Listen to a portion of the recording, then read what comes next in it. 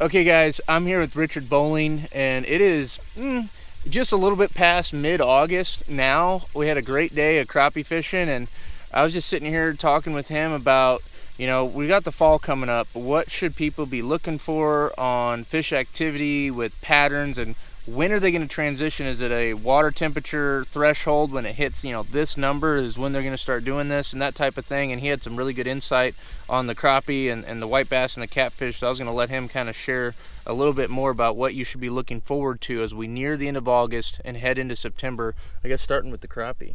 Starting with the crappie, what they'll do, they're going to start funneling into the banks, getting real shallow water. They're going to get in the brush piles, stake beds, black hardwood trees. They really like that time of year. They hold heat. And they're just up there feeding up, so they're going to sit there all fall. 5-6 foot of water, 3-4 foot down. A lot of big fish going to be caught. Stake beds are probably my favorite that time of year, and you don't just get one out of the stake bed. You'll get 5 or 6 fish, and you can leave it. And the cool thing is that time of year it'll replenish really quick. So if you leave it alone for 30 minutes, they're going to pile right back in there. So shallow water crappie on the main lake flats, get on a fence row, go all the way to the bank, turn around, come out to about 5 feet of water, and you're going to find a lot of crappie. Yeah. Now the white bass will start going, they'll start getting a little more active here in the fall too, won't they, along with the hybrids? Yep, we're going to start seeing a lot of surfacing activity. These shad are growing up now, and I've been seeing a few white bass come up, but not as many as we're going to see here in a few weeks. And also these humps and road beds, they're all going to be real good for spooning. They'll dump a little bit of water in the afternoons, or they usually do, so it's all current related. Get on them humps, it's got about 10-11 foot of water on them. Get your half-ounce spoon, hop it off the bottom, and it's a pretty good bite, and there'll be a lot of big hybrids caught too. And the hybrids is super exciting, of course. When you get in, Truman's got a pretty good population of hybrids that are really pretty quality fish. Jack Vanderpool, Jim Cooter are getting into a lot of those 8 to 12 pounders, yep. Which that's a fun fighting fish. Now, you also do some catfishing, and I know there's various times of the year that are just really hot. I mean, summertime can be really good. I know it's been a little tougher here recently. What are the catfish going to be doing? The catfish guys, what should they be looking for here over the next few weeks as we start to transition into that cooler water?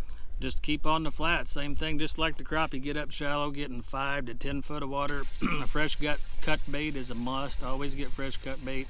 And just drift them flats. They're going to be very aggressive. They're feeding up for the winter, and it's going to be a pretty quick bite. Just cover the flats, just 5 foot of water, 10 foot of water, and go with the wind, 0.3 to 0.7 mile an hour, and get aggressive with them, and you'll catch a lot of blue cat. But the best catfish bite is during the winter. So, fresh cut bait, like you said, is an absolute must. What are some? It was kind of challenging to get bait there for a little while this summer. What are some, I guess, tips that folks might be interested to know on how to find bait a little quicker in the morning before they go out? Man, just with usually get on a wind-blown bank, of course. Have a good graph, side skin. You can find a bunch of them. The new Garmin, of course, you can find all the shad you want. But wind-blown bank, you can catch all you want. And depend on the time of the year, but right now just get on these flats. About 12 foot of water right now. I'm seeing a ton of shad, a lot of big shads running around, and some little bitty ones too. But just believe in your electronics. Get on the bank where the winds have been blowing in, and 10-12 foot of water, and you'll find bait. That's awesome. Well, and that's totally key for the blue catfish. And you said best bites in the wintertime. You'll pick up a lot of the big ones at that time too, right? Lots of big fish that time of year. And what we do is we anchor fish. So when we tie up, you're going to be against the channel, but you're also going to pitch some of them poles or them hooks and sinkers up in 2 and 3 foot of water, and you're going to catch as many fish in the wintertime in 2 and 3 foot of water as you're going to out in 15 feet. Okay.